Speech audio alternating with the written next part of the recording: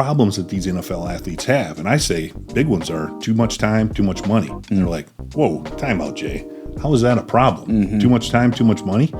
Well, if you're not grounded and you don't have a faith component, something to kind of that North Star that said, this is where we want you to, be and head. And man, it can get you on the wrong path. And there's a statistic that the NFLPA puts out that 85% of guys that are out of the NFL 5 years are either divorced or broke or both. Wow. 85%. So think about that. Only 15% of those guys are coming out of that without having a broken relationship or, that nest egg is gone. And the stories that I could share with you of getting that mixed up and what that looks like is endless.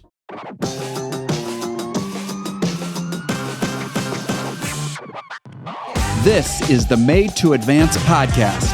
I'm your host, Brian Aulick. We're here to inspire and equip you for your best future. Well, today I'm so excited about the conversation I get to have with Jay Riemersma.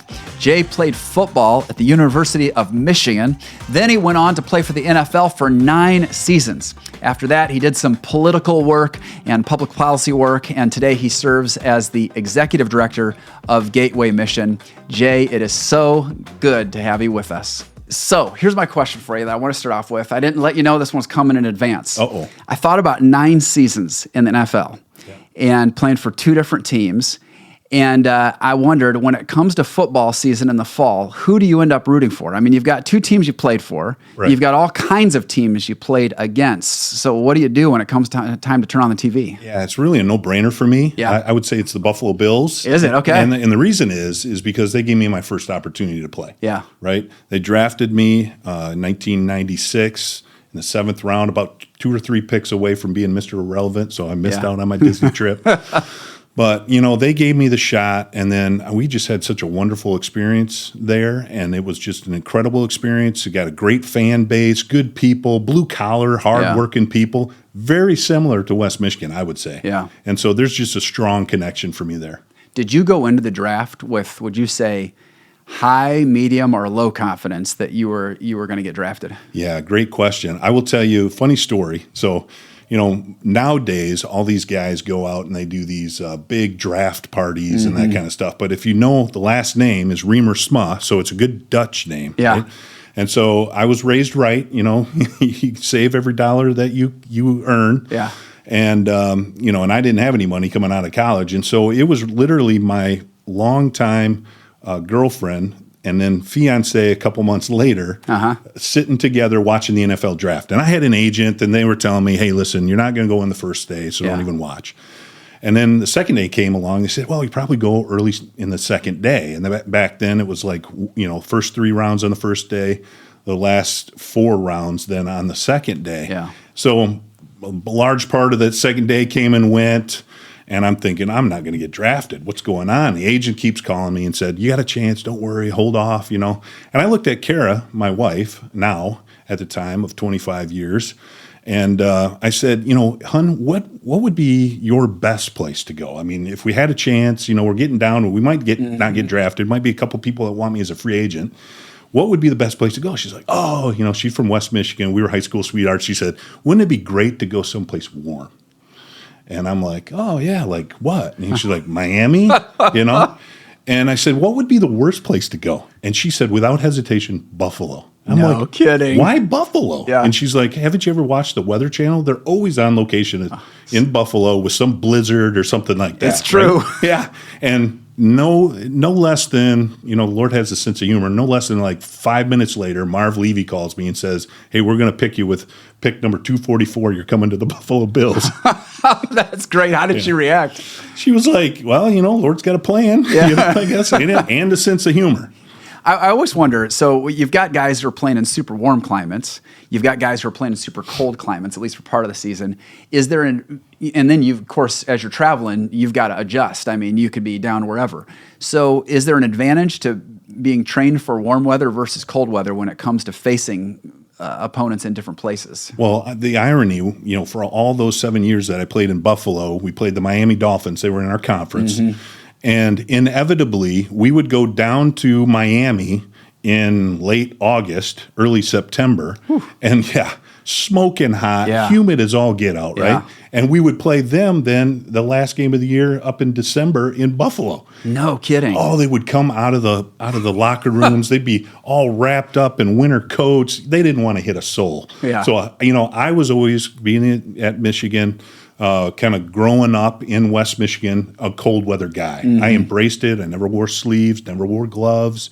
And just to see those guys not wanting to hit anybody coming out of the locker room, it's amazing. So it was our advantage. Yeah, that's what it seems like it would be. That would have been my gut. But would have you heard other people argue the opposite, or is that a consensus position that it's better to be playing in cold weather and be ready for that, and then travel to hot? Yeah, well, some people reacted differently. There was some guys on our team that we just knew because of history that when they would go down in hot weather, humid climates, they'd cramp. Oh, interesting. I always had enough fat that it didn't matter.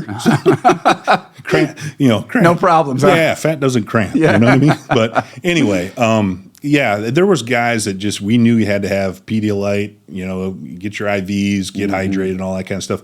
Now it's so much more scientific. When I first came into the league in Buffalo, funny story, like literally there was still like cigarette canisters next to and attached to the locker room. You're kidding. I'm not kidding you. So guys could have a smoke. And the story was that the NFLPA got all upset because they cut the halftime down from 30 minutes to like 18 minutes, and it was because they could only get one smoke in instead of two. I mean, nowadays you wouldn't even imagine somebody doing that, right? Yeah. Even back then, I wouldn't have imagined it. You just don't. It's like seeing a doctor take a smoke break or something. It just doesn't work together. Yeah, right. So, well, it's so interesting. Your journey is such that you're playing at Michigan and you had an injury that really changed your trajectory. Yeah. And I'd love to hear your story. I don't know the backstory of it. I mean, I know what happened, but what I don't know is how you process that, because an injury that significant does some things in a guy. So tell me about the injury itself, and then just kind of your immediate reaction, how you process that. Yeah, so funny story again. I went in as a quarterback to the University of Michigan, got recruited all over the country. I know I don't look like it. I look like a tackle right now, which is not healthy. But, it's funny, too, because all those years coaches were telling me put weight on. I've been trying to take it off ever since. Yeah, right. It's like, come on. Yeah. But anyway, I went in as a quarterback and always wanted to play for the University of Michigan. And so when University of Michigan called, offered me early, I was like, I'm done with recruiting. I'm going to the maize and blue with the wing helmet. Yeah. And so went in, I played the quarterback position for 3 years, was vying for the starting position in spring ball with Todd Collins, who had a great NFL career. We were great friends and actually came to know the Lord later on in his NFL career, which is pretty awesome. Yeah. But go back to throw a pass to Engedi Church, and the ball goes end over end about 30 yards downfield, and coach is like, what's wrong with Riemersma? What's going on there? And I had this like weird sensation in my shoulder, kind of went down into my elbow, and I was like, man, just please don't call another long pass. Well, as luck would have it, or divine providence, which is where I land, they called another long pass, and Mercury Hayes broke loose wide open. Safeties fell down, and I heaved it as hard as I could, and I felt this burning sensation all the way down into my pinky, and I had torn my rotator cuff in my throwing shoulder. Wow. And so I fought it. And looking back, I was so irritated because, I was a solid Christian. I grew up in the faith. I accepted Christ at a very early age. I mean, we were Twicers plus one, so we went twice on Sunday, once midweek. I mean, it was, that's what we did. We were in. Yeah. And, but I really struggled. And I did what most tough football players do at that stage, right? They call mom. I called mom, and that probably happens way more often than we know. Oh, absolutely. Yeah. And she's like, well, son, I just got one question for you. Did you pray about it? And I'm like, oh, come on, Mom. What's going on? And I hadn't. And I admitted that. So then, and I still get choked up to this day because later on that night, I knelt down next to my bed in South Quad in Ann Arbor, and I prayed, Lord, I wanted to do this since I was a little kid in front of 100-some thousand people touching the ball every time. but there's something bigger and greater for me. I don't know what it is, but I'm surrendering it to you. And within a couple weeks, the head coach called me into his office and said, hey, listen, you've been working through this injury. We can rehab you. We can hold off and have surgery later. But, we got this opportunity to play tight end. Try it for spring. If it doesn't work out, we'll put you back at quarterback. You get the surgery, you'll be all right. Yeah. And it turned into a 9-year NFL career. And I'm telling you, Brian, I would have never played in the NFL if I would have been a quarterback. Isn't that never. crazy? Yeah. And those guys are so good, they can put the ball on a dime from 40 yards. I was never that good. Mm-hmm. But, it wasn't until I surrendered and said, hey, listen, it ain't about me, but Lord, what do you have for me? Yeah. The opportunity presented itself. And I fought that for a good few months. Yeah. And I was, my entire identity was tied up with being an athlete. It was always, look how fast he can run. Look how far he can throw. So that was taken away in college, and I could have turned to a lot of different things, but that called to my mom. Yeah. So that's my story. That is such a great example, because even though for you it was on the field, every one of us is going to hit these massive setbacks where we think, how are we ever going to recover? This is the death of a dream, that kind of thing.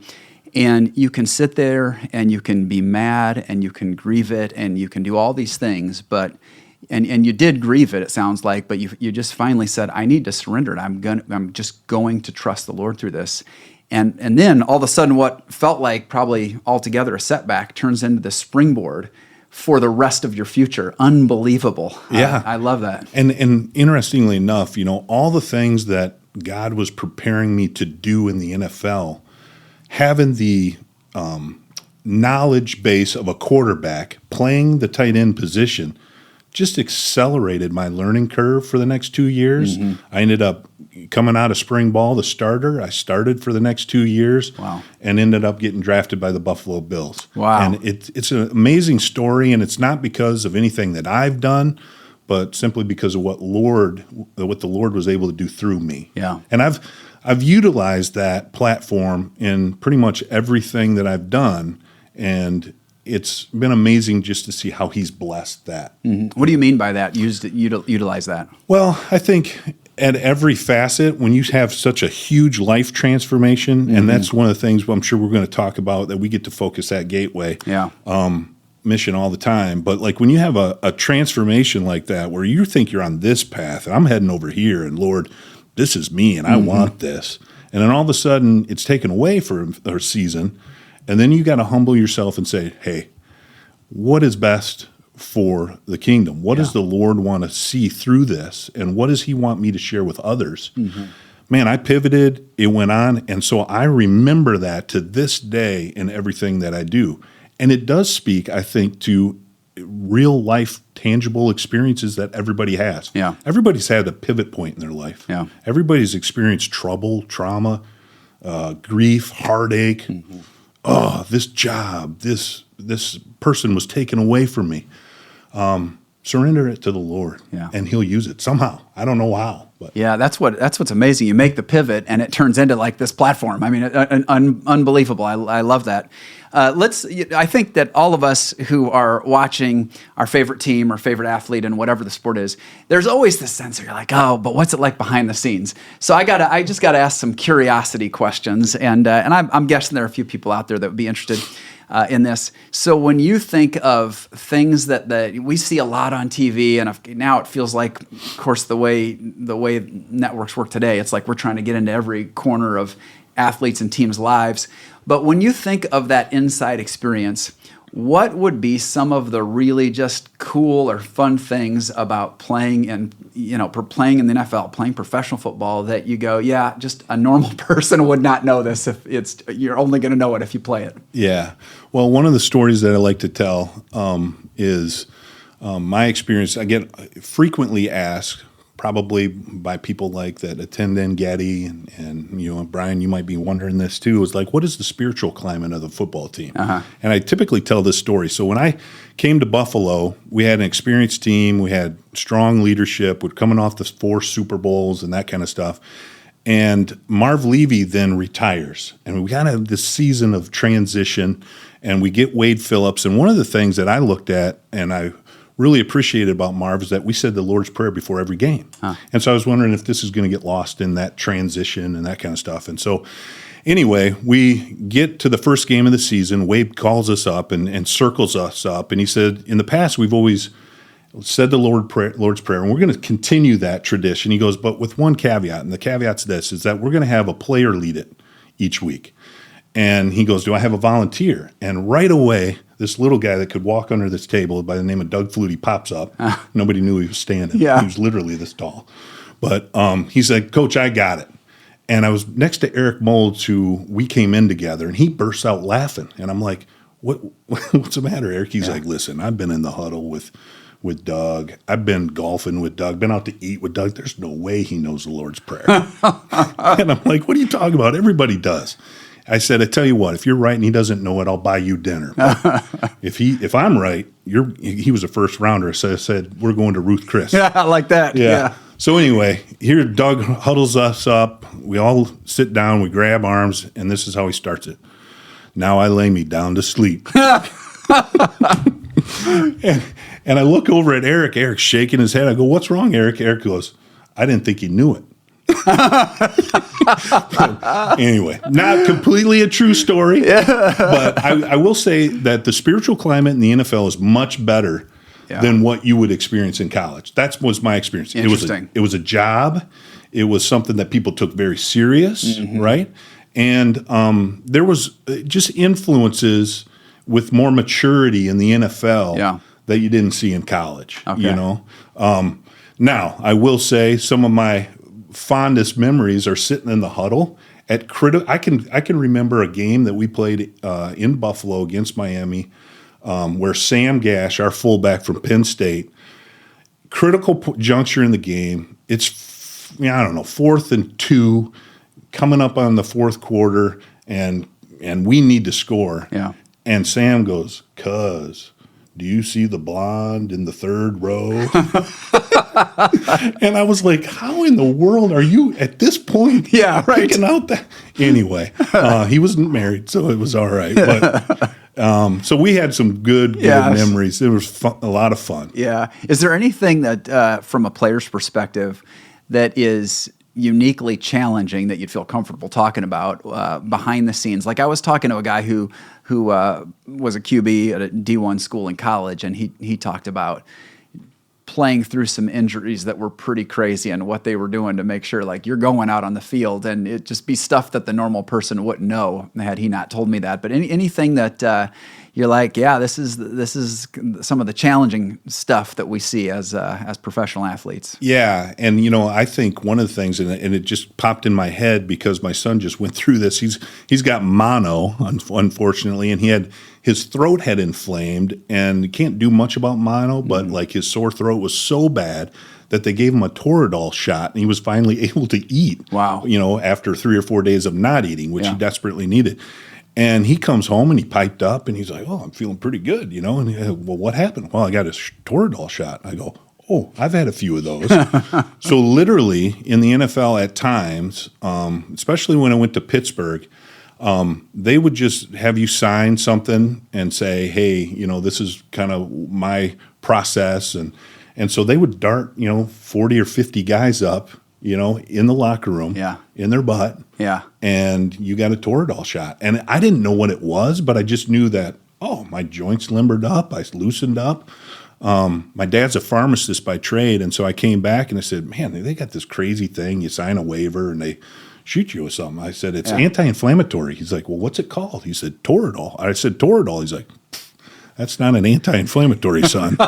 I'm like, well, now I know why I felt pretty good. Yeah. But there's a lot of craziness going on. It's an investment for the owners and, the general manager, and there are high expectations of how you're going to take care of your body and whether or not you're going to be out there competing on Sunday afternoon, because it's critical for them to have you out there. Right. It's funny because you see guys and you had a pretty lengthy career, honestly, I don't know what's an average NFL career. It's quite short as I recall it. It's like 2.5 years for guys that are undrafted. Drafted guys are like 3.5 years. Okay, yeah. So, I mean, you obviously went way beyond that. I always have thought about when a guy has played professional football and then has to go find a job. I mean, how do guys navigate that? It's like you've got such a weird resume. Yeah, I've played football for the last however, and you kind of missed the jump on maybe where other folks were starting their career. Now you're a couple steps behind that because you've been doing something that, generally speaking, is going to be unrelated. Does the NFL like speak in at all on finding jobs? Is there any track that guys go down typically, or is it just like, man, once you're out, every man for himself, try to figure something out? Yeah, well, they spend oodles of money to make sure that there's a transition in place and that kind of stuff. Okay. I would tell you personally, I struggled with it. Yeah. Because you're at the highest level of whatever you are trying to accomplish, you know. It's kind of like an Olympic athlete being at the Olympics, competing on that level.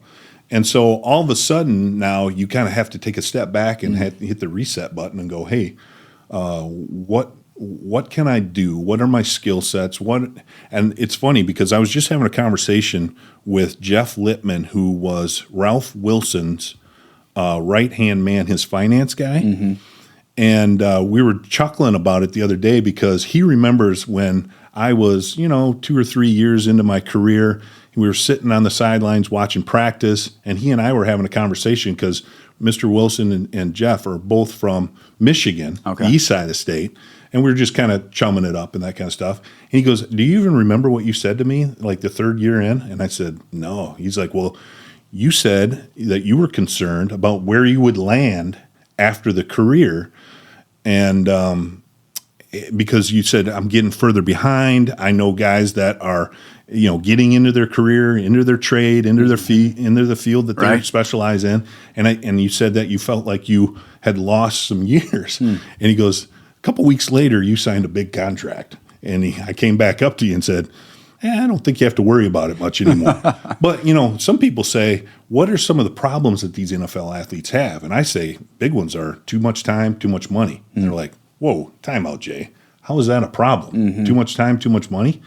Well, if you're not grounded and you don't have a faith component, something to kind of that North Star that said, this is where we want you to, be and head. And man, it can get you on the wrong path. And there's a statistic that the NFLPA puts out that 85% of guys that are out of the NFL 5 years are either divorced or broke or both. Wow. 85%. So think about that. Only 15% of those guys are coming out of that without having a broken relationship or, that nest egg is gone. And the stories that I could share with you of getting that mixed up and what that looks like is endless. Yeah.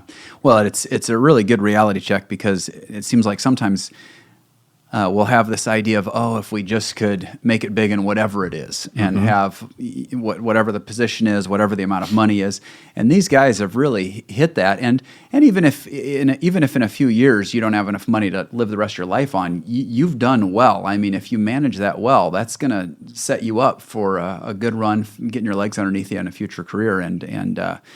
But as you're saying, if you haven't developed the disciplines and you don't have the North Star present in your life to really lead your life properly and practice good self-leadership, then all of a sudden you're in trouble. Yeah. Absolutely. And I did mention I'm Dutch, right? So yeah, so that helps. I got that going for me. Yeah, it's funny because I'm a import to Holland, but I like to say the Dutch have rubbed off on me. But I don't know if you're not Dutch how much you can make that joke. I feel like the Dutch people, if you're Dutch proper, you can play that card, and then I feel like I need to be careful. So. Yeah, no, I hear you. Do you find that when you look back on your time in the NFL, and you've obviously been able to be exposed to a variety of different coaches, players, all that, owners, do you find that there are many lessons that you've taken away from your experience with other people's leadership and management that you end up applying today?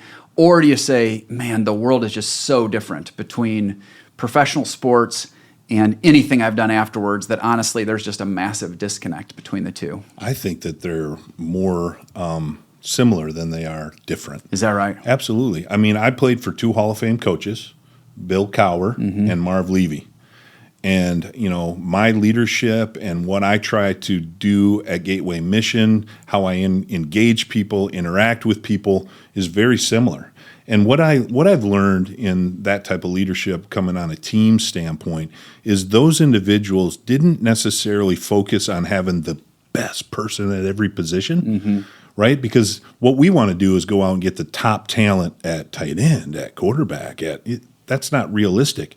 What they did, and I think one of the trades of being a Hall of Fame coach, is identifying the pieces of the puzzle that will help move the team to allow the team to create those championship moments. And, I apply that each and every day because in my leadership, I think first of all, I think the biblical principle of treating everybody as valuable members of your team, valuable members of your organization, valuable members. I don't care if you're taking out the trash or you're making the top decision in the boardroom meeting. There's value and worth in each one of those skill sets. And the owners, both of them, the Rooneys and Mr. Wilson, they were Hall of Fame guys, and so were those coaches. They knew names of not only the players, but the spouses and the kids. And I try to apply that each and every day when I go into work. Yeah. Wow. Did you see them deal with conflict much up close and personal, or not really? Yeah. And, sometimes you can mitigate it, right, with strong leadership, but inevitably, because you're dealing with people, you're going to have conflict, right? And I think, I know for a fact that the conflict that came up was mitigated by their strong leadership at the beginning. Yeah. But when it did come up, it was addressed, and it was fair, and it was honest, and they had good discussions with the people that were in conflict. Right. And then there was a resolution, and you could move forward as a team. It's interesting because we see so many books written that are from like a coach's perspective that then business guys will pick up to apply. And so but a lot of times those coaches have not lived in the business world. They're just applying lessons from coaching, and then business guys resonate with them. But you've been able to kind of have a foot in both camps where you can say, no, the stuff I saw in my leaders, coaches, et cetera, I'm doing it outside of football now, and it really does apply. It's super cool. And the other thing to that, Brian, ahead. if I may, is like the idea as a leader, continual improvement. Like we haven't arrived. Right. I don't know about you, and I know about me. You've work in arrived. progress. Yeah. Work in progress. I mean, and so there's always lessons that you can learn. Yeah. And when I was working at the public policy organization, Christian organization based in Washington, D.C., my greatest joy was sitting across from business leaders and hearing their story. Because inevitably along the way, they had a story much similar to mine in that there was a pivot point, and I had to make a decision, and I went this way, and I thought about it, prayed about it, because we were dealing with a lot of Christian businessmen. And those are incredible stories to hear and great life lessons then to apply to your own life. When you've had some, when it comes to pivot points, I mean, you've had some massive ones to go from football to more of the public policy sector, and then to now leading Gateway. It's just quite big shifts. Have you detected any common themes on what's helped you navigate that significant of shifts in your journey? Like if somebody right now was thinking, oh, I might fully switch careers, any wisdom that you would pass along to them? Yeah, I would say, really spend some time, study the scriptures, get into your devotions, pray a lot. How I arrived at Gateway Mission, just real quickly, is when I got to Buffalo, I was a rookie and started attending Bible studies. Each team has a chaplain. My wife attended the women's study, and then we had a couple study together, which became our church because we play on Sunday. Yeah. And so through that, the team chaplain became kind of a conduit for a lot of speaking engagements. And, there'd be this great youth event that would be going on here, and there's big outreach there and all this kind of stuff. And, hey, rookie, you interested in going to the mission to share your testimony? Yeah. And I took it. And so for 5 of the 7 years I was in Buffalo, I was the Buffalo City Mission spokesperson. That's cool. And I just felt this like connection, slopping food, sharing my testimony, mentoring guys, helping with the fundraising, bringing awareness to, because God's word's pretty clear. They have worth and value, and he doesn't look on the outside, right? The outside appearance. He looks on the inside. And because of that, we're created in God's image, and I wanted to make sure that they had a voice. And so come full circle, I retire. I went to work for a public policy organization. And how I came to Gateway Mission was we were supportive of Gateway for a number of years, simply because we had a connection in Buffalo City, so Buffalo City Mission.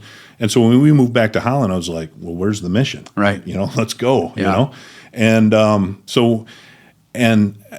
I was studying the Word, going through my daily devotion. I was getting kind of burned out with the travel, because I was expected to be on a plane every other week, and I was all over the country. And I don't know about you, but anybody that says they want to travel and work probably has not done it. Right. Yeah. And so I was getting kind of sick of this, and I for whatever reason, through my devotion and prayer time, I just felt a need to call Daryl, and I communicated that because we would drive Who was the current ED or executive director of Gateway at the time. Yeah. Yeah, and was there for 30 years. Yeah. Just a visionary leader, just fantastic person. And so I told my wife that because we would drive past Gateway, the thrift store, on the way to the north side to go to church every Sunday.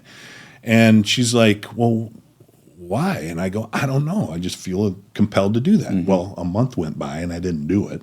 So on the way to church, she elbows me and says, hey, did you ever call Daryl? And I'm like, well, no. She's like, I think you should. Huh.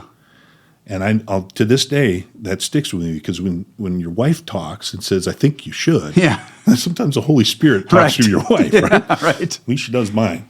And so I called Daryl, and literally we grabbed a cup of coffee the next day at the admin office. And he's a good executive director, and so he says, "Oh, I got Riemersma here. I'm going to lay out all the stuff that we're doing, and I'm going to get him to here by the end of the meeting." Right?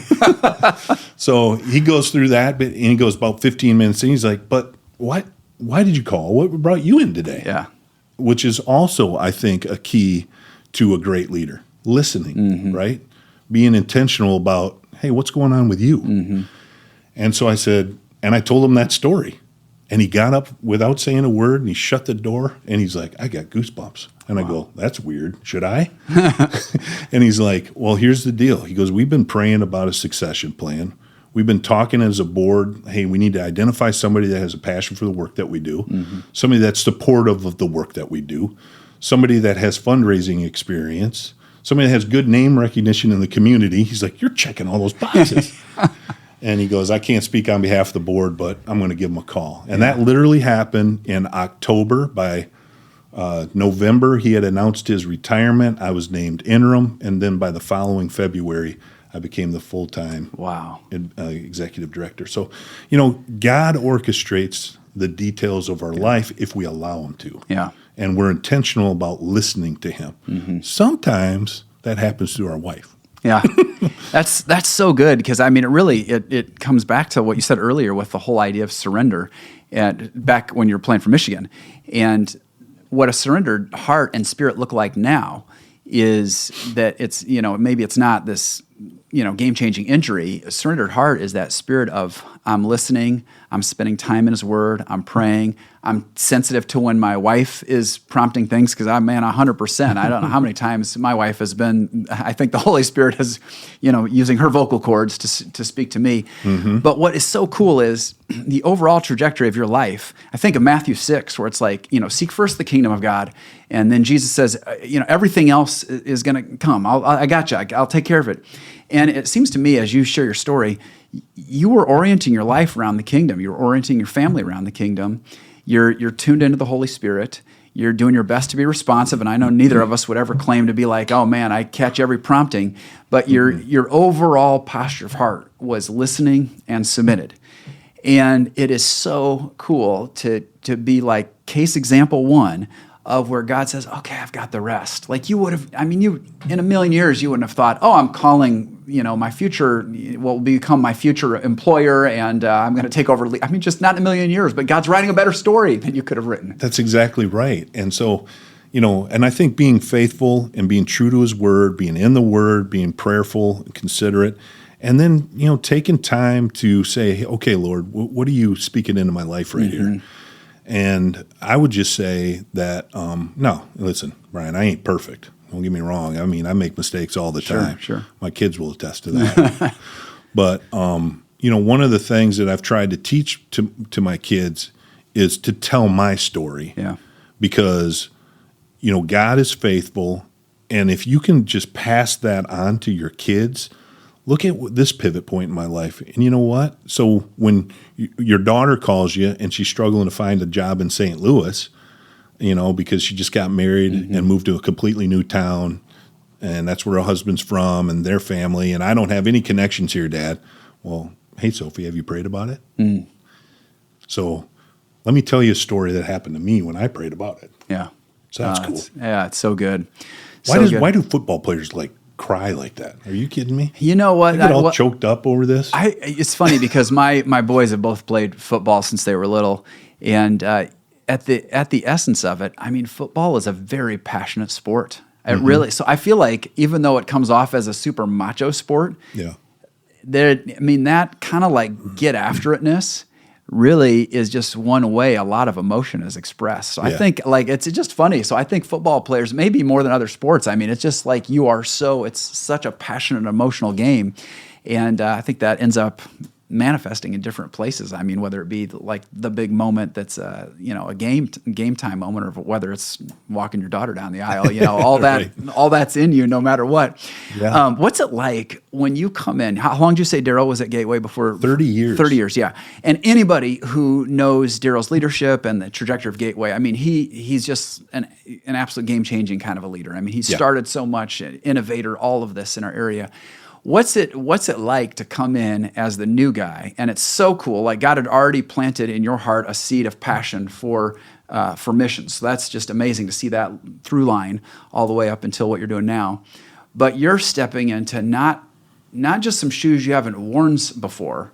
You were a spokesperson, but that's not running the organization. So you're stepping into some new shoes, but then the shoes, you already probably have significant size shoes. But I'm guessing, Daryl's, those are some leadership shoes. How do you navigate, following a legend like that? Yeah, well, I think first of all, you embrace the legend, right? You celebrate, and I did a lot of that early on, and I think we really, celebrated Daryl with some of the work that we did. I will tell you that we're in the midst of a capital campaign that we're pretty excited about. We bought the Davenport campus. We're calling it Eastport. It'll be our furthest east building. Okay. And we like Port because, Port is, in the storm, where do you seek refuge? Yeah, that's good. In the Port, right? So there's going to be a lot of men over there that have an opportunity to have life transformation, hear the gospel for the first time, reset the trajectory of their lives, not only them individually, but for generations to come, to break that cycle of poverty and addiction. That's what Gateway Mission is all about, with the transformative power of the gospel. And that's why we're so thankful for partners like Engedi. I mean, you guys are helping us with our Corners of Field program, which I hope that it's a benefit to you all as well, giving back to the benevolence in your own community. But getting back to Daryl Bartlett, the reason I brought up Eastport is because when I first broached the conversation and said, hey, here's what we're going to do, I want to ask for permission to name the chapel the Bartlett Chapel. Wow. And we would have been at the Spoon, but at the time the Spoon wasn't open, so we were at Bob Evans, and with a tear in his eye, he's like, yeah, that's the only thing I'd want, Wow. And so that speaks to his heart. Yeah. And I just hope that I can follow in his footsteps with the same kind of leadership that he provided for 30 years. Now, I'm not going to do it for 30 years. Well, maybe. I don't know. But I just really appreciate Gateway's legacy. We've been around for 120 years. We want to declare and demonstrate the love of Christ by providing housing and programs for those less fortunate and homeless in our community. And because of that legacy for 120 years, I think there's brand awareness, obviously, even though we changed our brand from Holland Rescue Mission. We wanted to, that happened before my tenure started, to a gateway to a new life. But you can see the campus over there expanding, the activity, but most importantly, I think beyond the facilities and what we're able to accomplish, the life transformation. So just a few weeks ago, we celebrated 15 graduates of our long-term program. Wow. Powerful, celebratory event of just commencement, right? Because this is a fresh start for them. And it was amazing to see. I mean, just to see kids that have expressed, this is the first time that we've had a roof over our head since I was born, and I'm 8. Wow. And mom's up there, and she's graduating, and aunts and uncles, grandma and grandpa, and all these people are coming from all parts of the country to celebrate that graduation. That's life transformation, and it all starts with the gospel.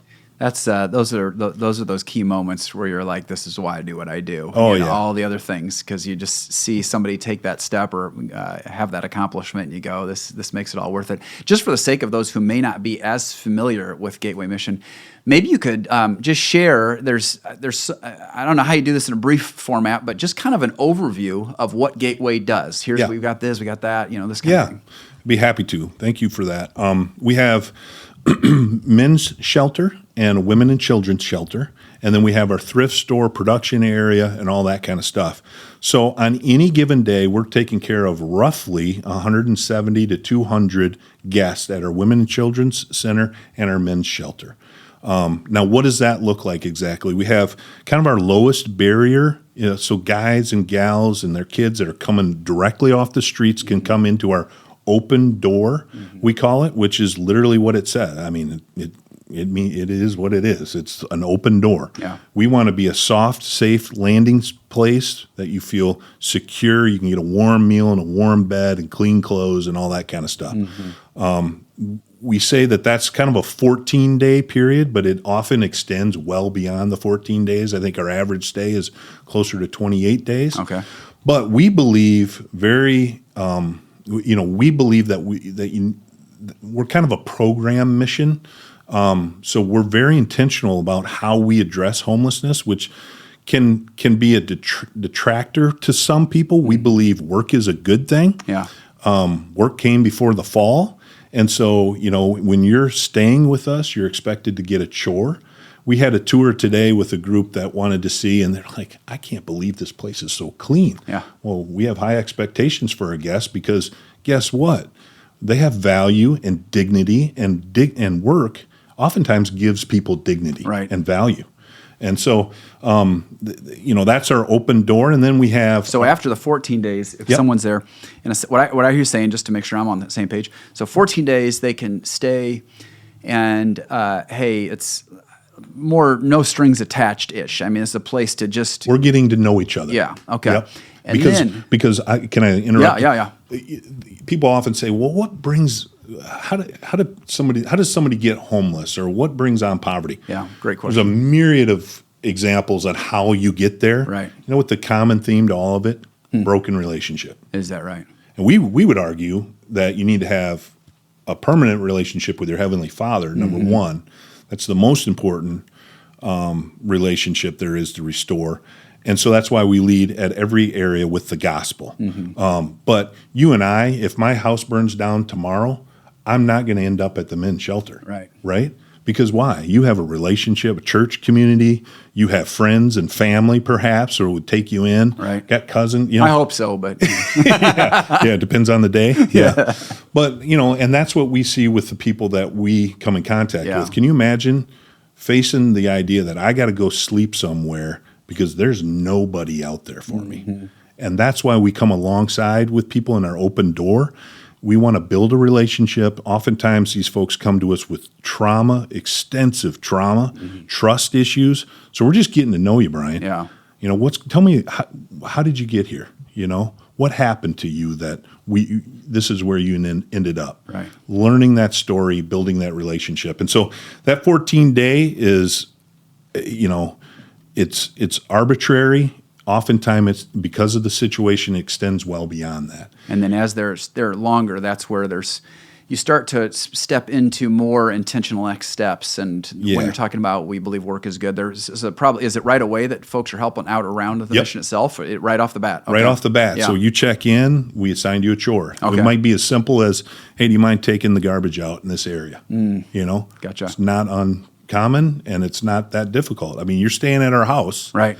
And we're building expectations. Right. And, that's part of, staying here. And then after they've been there, so I know a lot of folks who have been through, everybody always refers to it as the program. Yeah. So how does that work? When does a person make that transition? Right. So we have the open door, and then there's really 2 tracks. So the next track is what we call our back to work program, which is called our pathway. Mm-hmm. So it's a longer 4-month stay.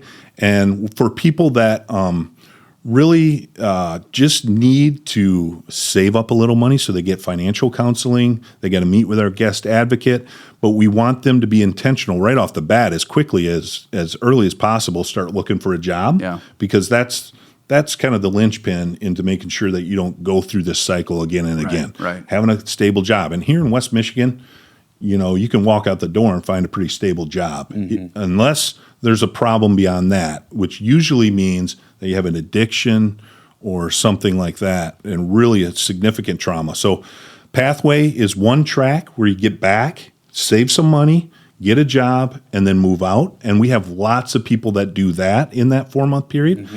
But then if there's bigger trauma, there's addiction issues, then we want to put you into our longer-term program. And there's 2 things there that we call Forge, which I like the word pictures because you're building and you're molding and you're refining. Yeah. That's exactly right. And that's a 9-month program. Yeah. And then after you graduate from the 9-month program, we do offer, through an application process, the opportunity to still stay with us with what we call the Thrive program, which is an additional 9 months. And that is a paid internship. Okay. So you're working with us. So all along the way, if you're in Forge and Thrive, you're over at our production floor learning practical vocational skills, life skills. You're spending half your day in the classroom learning how to, biblical discipleship, godly principles, learning job skills, vocational training, that kind of stuff, and then working the rest of the time out on the production floor, learning light manufacturing, getting a high-low certification so you can go to work here at one of our great manufacturing plants that we have partnerships with. Yeah. Also a new one, for your listening audience, is the Spoon Restaurant, which opened. We always had a culinary program. Yeah, I need to get over there. It looks incredible. Yeah. I mean, I heard somebody that just ate there the other day, and they said it was fantastic. The food was, so that was cool to hear. Yeah, so that was really an outpouring of. We've always had a culinary track, and so because we ask our guests to also serve food, it's important for them to serve it safely and have proper hygiene and that kind of stuff. So that was part of our culinary program. And we had a supporter get really excited about something that they saw, down in Naples, Florida, at St. Matthew's House called Lulu's Kitchen. And this is a track for people to learn the culinary skills, back of the house, front of the house, line cooks, all that kind of stuff, and then have a place to put them and to learn that training and then ultimately hire them. So currently we have the restaurant's been open since October.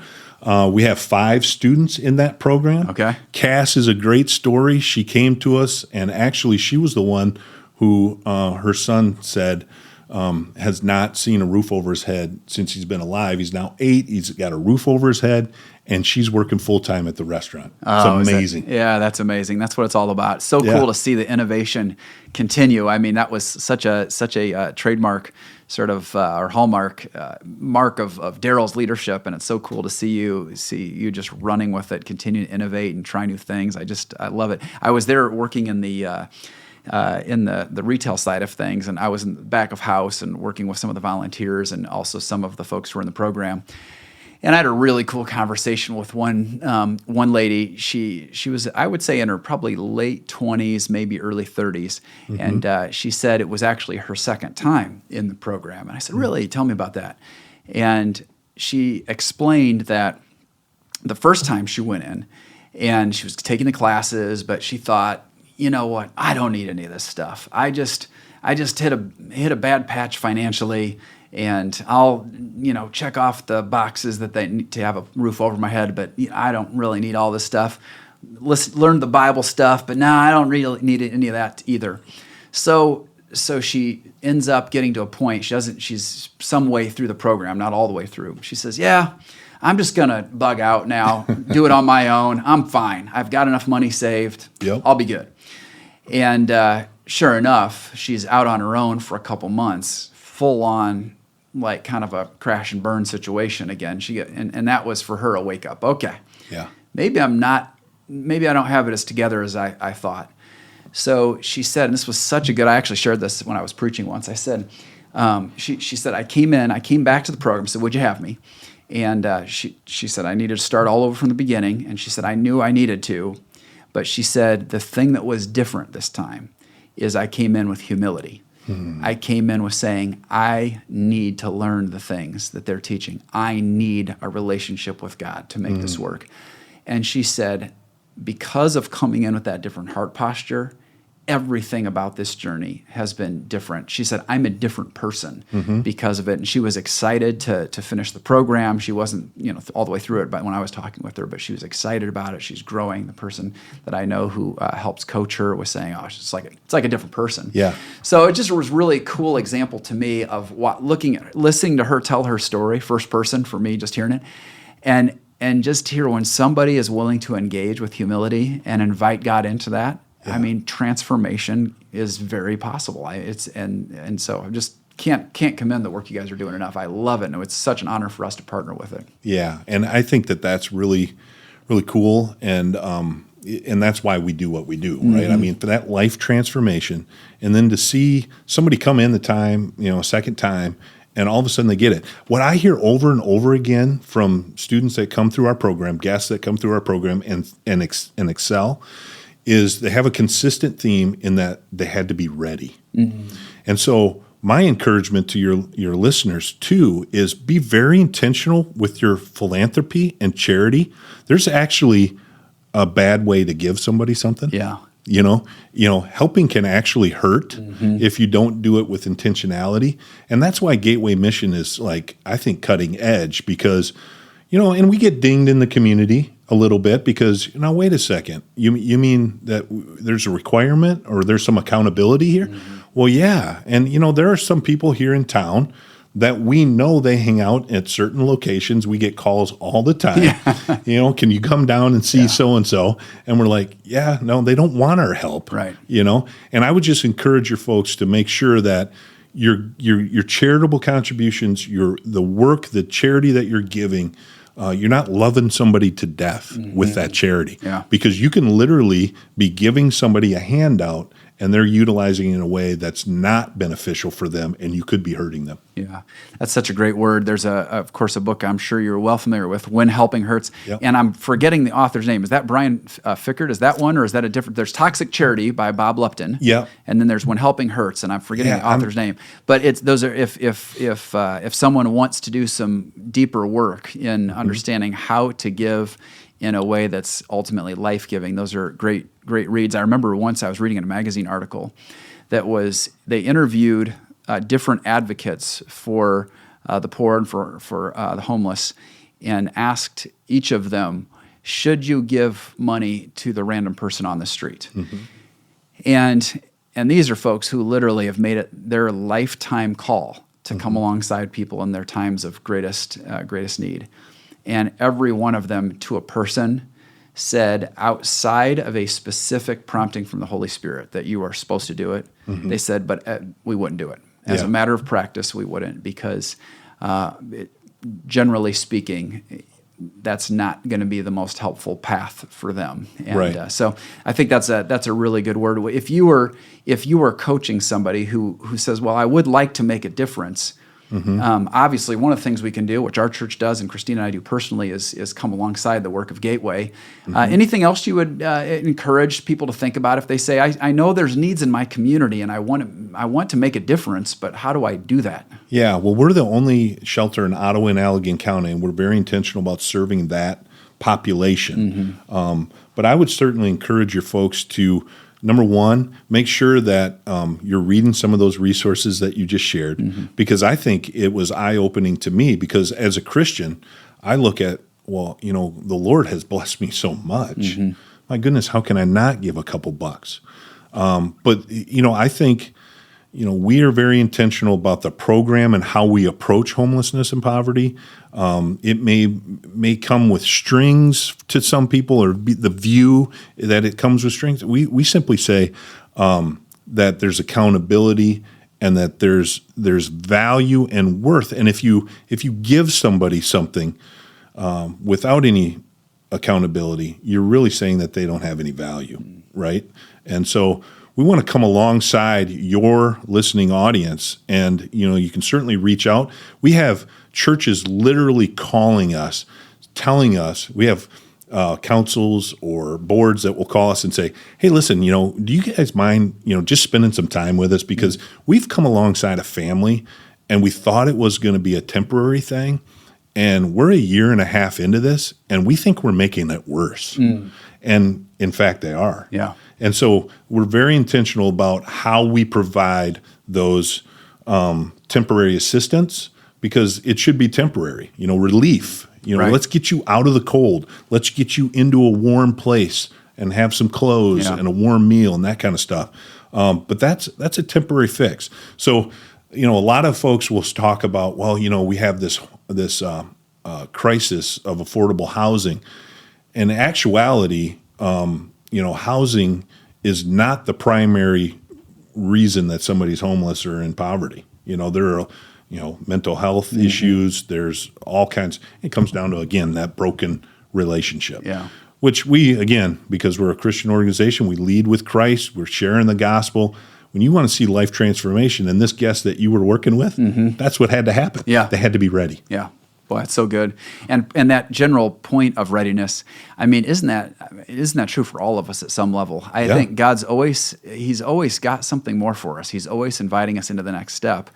But you just have to be in your own heart. You have to be ready to trust Him. Sometimes that's a new sacrifice. Sometimes it's just a step out of your comfort zone. Sometimes it's a move. It's all kinds of things. But if you're not ready and you say, no, it's got to be this way, and I'm digging in, then all of a sudden you're going to miss some of what God wants to do. When your heart's soft, game changer. Yeah, and just to come full circle, Yeah. because we were talking about it earlier, I was angry when I got injured and tore up my rotator cuff. And you know what? I had to be ready. I had to come to Him, seek Him in humility, and man, He's got such a better plan for you than what you could ever imagine or hope for. Yeah. So that's the hope that we share each and every day at Gateway.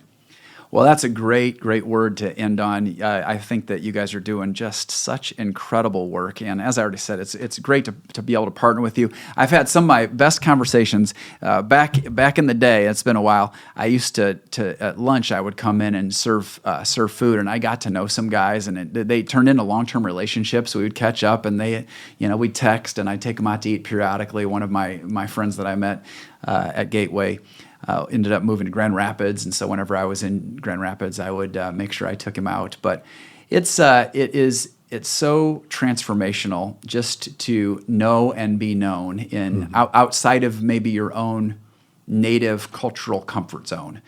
And those were some really incredible conversations, and I've continued to have those over the years here and there, and really a lot of those conversations and friendships have been made possible by Gateway. Yeah. And so I'm so grateful for your leadership. I'm so grateful for what Gateway does, and our prayers and encouragement are with you. I know you're wearing big, important shoes in our community, and so keep up the great work. Brian, thank you for having me. I just really appreciate our partnership, and it just means the world to have your support, and so thank you for all that you do on behalf of Gateway. Well, I hope you enjoyed that conversation with Jay. And one of the big takeaways I'll have from what Jay shared was how he took that injury experience when he played for Michigan, and when he finally got to the point of inviting God into it, when he finally got to the point of surrender, God took the very thing that looked like the mother of all setbacks, and He turned it into a springboard for Jay into the good plan that God had for him.